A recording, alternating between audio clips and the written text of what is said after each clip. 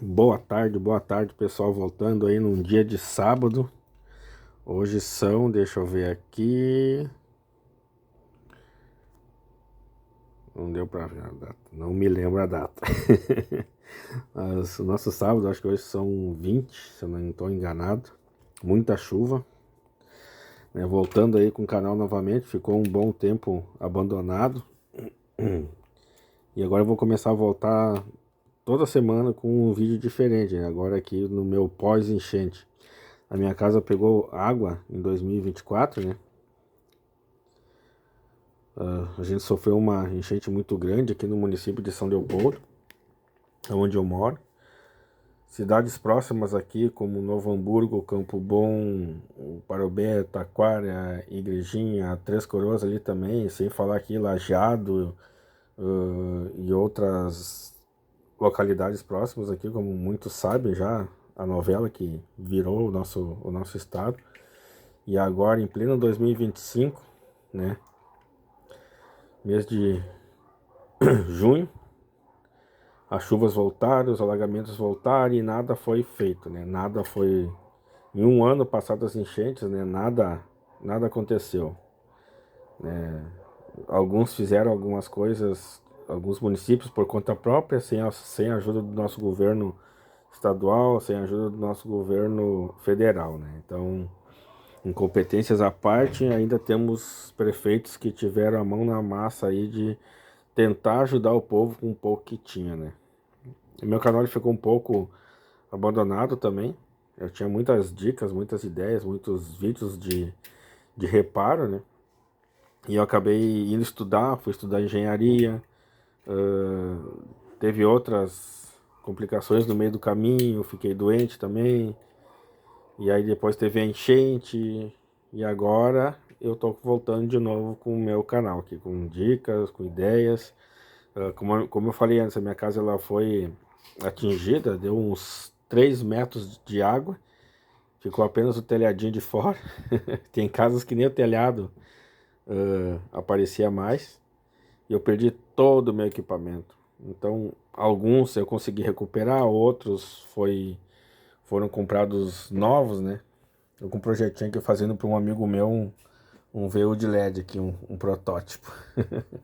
E, então, alguns eu comprei novos, outros eu recuperei. E é exatamente isso que eu quero voltar hoje, né, nesse exato momento, nesse começo de vídeos de novo, porque o canal ficou abandonado um bom tempo por problemas pessoais. E agora eu quero voltar de toda semana um vídeo novo de tudo, um pouco da minha rotina, do meu dia a dia, né, de como eu faço as coisas, né? Apesar de estar muito bagunçado ainda, gente, mas eu tô no pós-enchente ainda tô me recuperando um pouco do... Foi muita bagunça, muita coisa. Aqui ainda tem aqui uma placa, né, que eu tirei de um projeto meu que eu fiz ali. Vendi vários equipamentos dos projetos que eu fiz, né? E eu acabei também no pós-enchente, terminando a minha graduação de engenharia de automação e controle, né? Graças a Deus terminei com muita dificuldade, com muita luta, mas eu consegui recuperar, né, o ânimo e terminar a minha graduação. E aqui tem os pós-enchente ainda que eu ainda estou lavando. Aqui é uma placa, né, um pré-amplificador. Aí eu tenho, só para vocês verem como são coisas que dá para recuperar, só que eu vou ter que mexer bastante, né? Desoxidada, banho químico e tudo mais, mas vai ficar bom.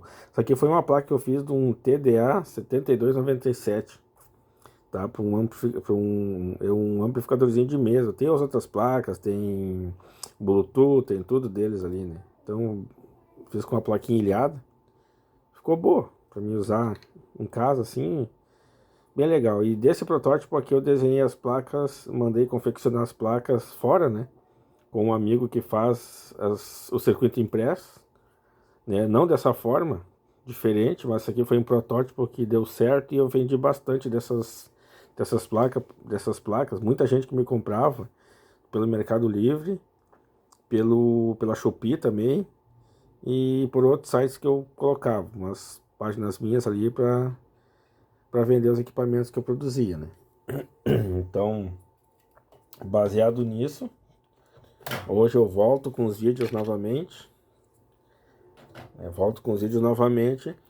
Dos meus aparelhos de solda aqui, uma dica, né?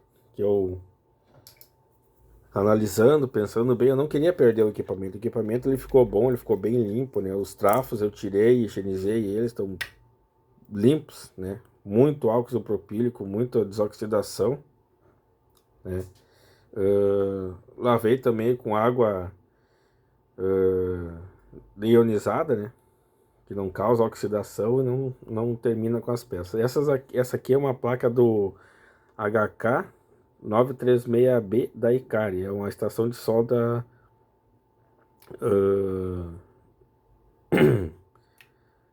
da Icari, uma estaçãozinha de solda SMD, né? Esses ferrinhos de solda aqui. Aqui tá o ferrinho de solda, aquele normal, todo mundo conhece. E eu fiz essa adaptação nele aqui, né? Eu comprei esses controladores de temperatura industrial, tá? Eles são controladores de processos industriais, temperatura. Ele pode ser usado tanto na refrigeração quanto nos processos de aquecimento, controle de temperatura. Ele é microprocessado, tá? Ele tem um microprocessador aqui que ele lê a temperatura da sonda. A sonda manda a informação para o microcontrolador e ele transforma essa leitura em dados de temperatura com exatidão. Fica perfeito, tá? Esse equipamento aqui é da Novus, é um N1030PR 24 volts, tá? Ele funciona na tensão de 12 e 24, tanto nas tensões contínuas quanto alternadas, né? Ele tem uma saída relé de 1,5 amperes e uma saída pulsada de 5 volts, né? E também a pessoa pode programar nele. Ele tem no programinha dele, você pode escolher o tipo de sonda que você vai usar, tipo N, tipo K, tipo P, PTC em 2 fios, PTC em 3 fios. Então fica tudo ao critério da pessoa que vai usar, né? O tipo de sonda que você vai usar, tipo K, digamos, tipo L, tipo N, aí você vai ver o tipo de sonda que o equipamento usa e você vai programar lá dentro para poder estar usando. Uma dica, esse aqui eu coloquei, fiz uns testes aqui, agora eu vou ligar ele para deixar aquecendo para ver. A ponta da sonda desse cara aqui, né, do ferrinho de solda da HK936B, ele é tipo K, tá, gente? Ele não é PTC, ele é uma sonda do tipo K, de aquecimento extremo, né? Então, é uma sonda boa, ela manda uma tensão perfeita para o processador do N1030, né, do controlador, né? Um detalhe aqui para vocês, né? Ele não aguenta, essa saída relé dele aqui é de 1,5 ampere, porque ela fica batendo muito assim, para poder controlar a temperatura do ferro de solda. Eu indico usar uma relé de estado sólido, né? Que tem da Sharp, né? Não é uma relé de estado sólido de painel elétrico, ela é uma relé micro, né? E ela é muito boa, ela chega a 8 amperes. Perfeita para os ferrinhos de solda aqui, tem uma potência sobrando. Ou a gente pode fazer uma relé caseira em casa, que eu usei praticamente desse mesmo cara aqui, né? Ele usa um Triac, um BT-137, ele estava aqui. Eu tirei ele, coloquei um BC-548, né, para chavear a porta dele. Ele tem o T1, T2 e o gate, que seria a porta do BT-137, tá? Então o que eu fiz? Eu injetei essa tensão de 5 volts do pulsador aqui, né? Pode ver que tem uma tensão de mais e menos, né? Você vai ligar esse mais e menos para chavear o transistor, né? E o emissor ele vai enviar uma tensão chaveada para a porta do nosso BT-137 aqui. E ele vai ficar liberando a tensão de 24, né? Porque esse ferrinho de solda aqui, eles funcionam na tensão de 24 volts. Ele é 24 volts, ele não é 12, tá? Ele é 24 volts. O controlador aqui, tá? O controlador aqui, ele funciona nas tensões de 12 e 24, alternado e contínuo. O ferro de solda aqui, ele é 24 AC, tensão AC, tensão alternada, tá? Ele não é tensão contínua. Se você retificar a tensão contínua dele e alimentar ele com tensão contínua, ele vai acabar pifando. A resistência ela vai aquecer muito e vai abrir. Então, o bom seria colocar a tensão certa dele, que é a tensão alternada para esse tipo de resistência aqui, tá? Ela vai trabalhar dentro de um range de corrente certo. Se você colocar a tensão contínua nele, ele vai aquecer muito rápido e o equipamento ele vai chavear muito rápido e vai abrir essa resistência. Eu já fiz um teste aqui, não deu certo, tá? Com 24 contínuo, tá? Então eu já vi que já não deu certo e deixei na tensão alternada mesmo, que daí ele ficou com um aquecimento bem exato, não danificou a resistência e ficou muito bom, tá?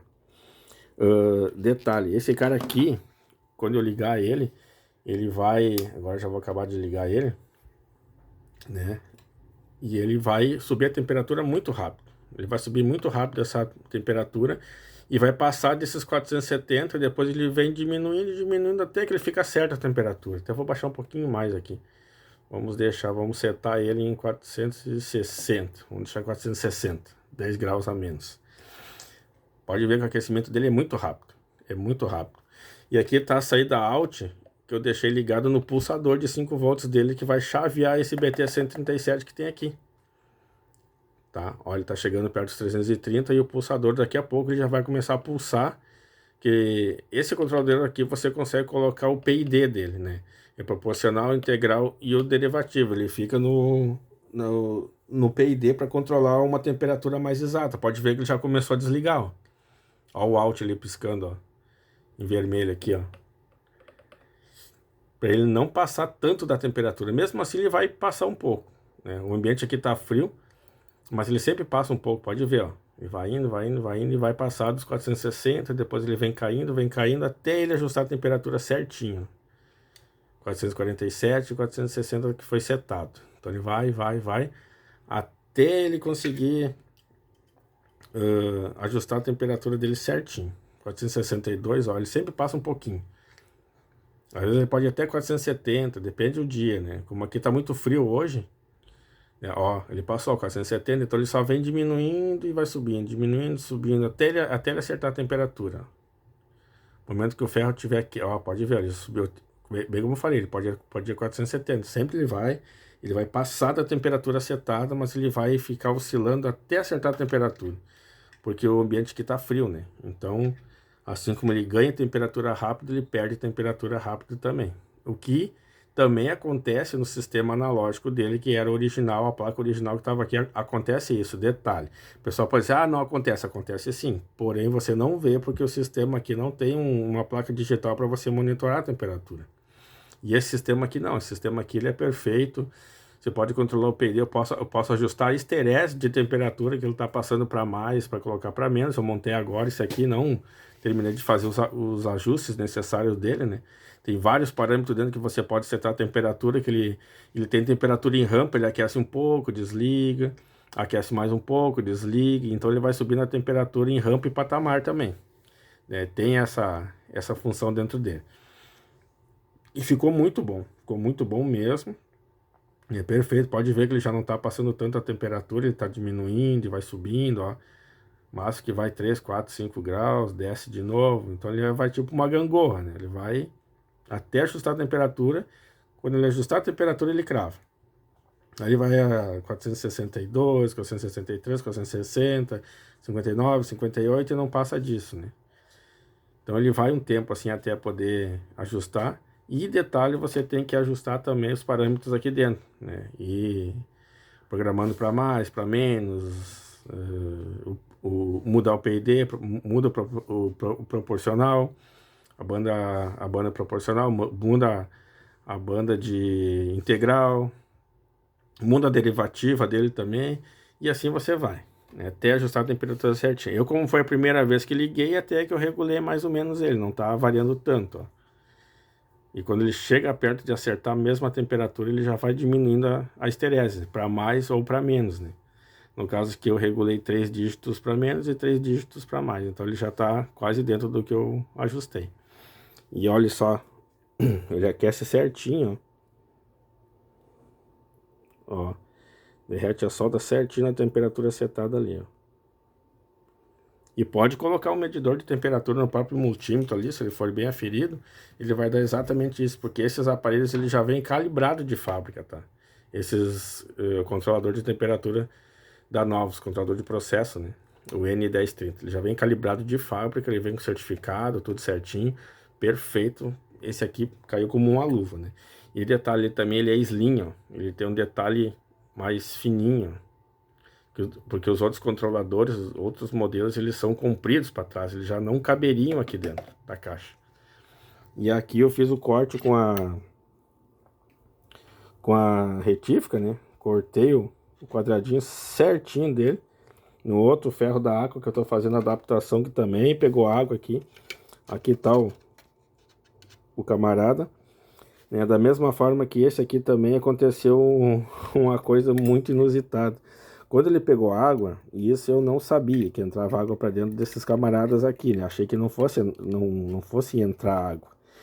Então esses capacitores aqui, o outro que tinha aqui também eu desmontei para mim ver, tava cheio de água dentro, água de barro preto que ficou dentro de casa aqui, porque a fossa da casa estourou para dentro, né? Então, devido à enchente, então os capacitores estavam cheios de uma água preta dentro. Então, no momento que eu desoxidei a placa, fiz toda a limpeza, tudo certinho, né? Troquei esse cara aqui também, né? Mas não adiantou, porque é igual, o curto foi grande que deu aqui.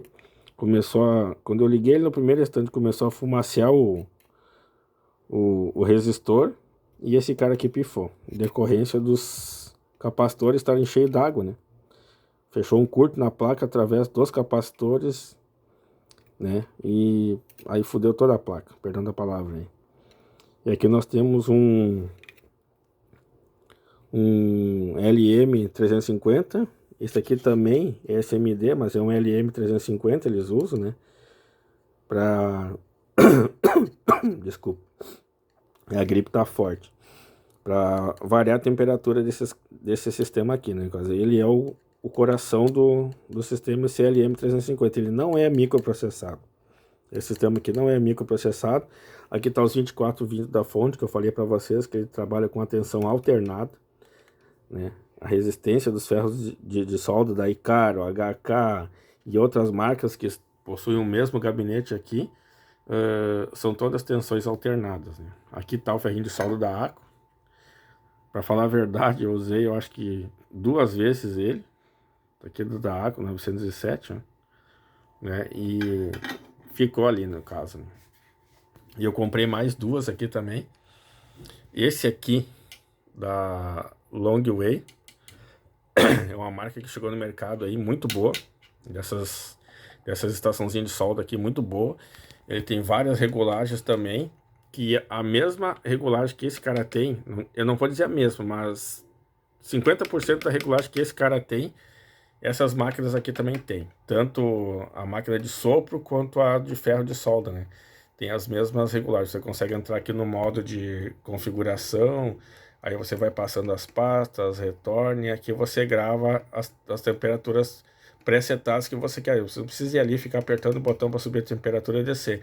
Tu vem aqui, grava nele uma temperatura no canal 1, canal 2 outra temperatura, canal 3 outra temperatura. Então você vê com que faixas que você vai trabalhar de temperatura e seta ela já aqui e deixa na memória já pré-definidas, né? Muito boas mesmo, recomendo. Quem quiser adquirir no Mercado Livre aí tem, né?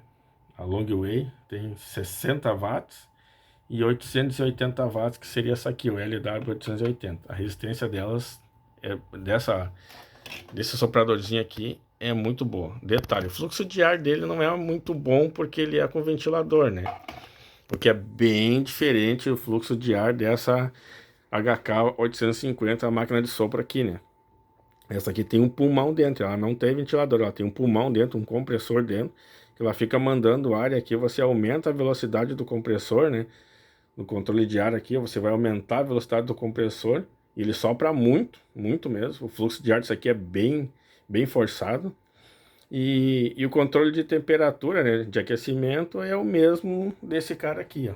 né? Não muda muito. Então, esse aqui é digital e esse aqui é analógico, mas a função de aquecimento dele é o mesmo, a temperatura chega quase a mesma coisa, eu já fiz um teste.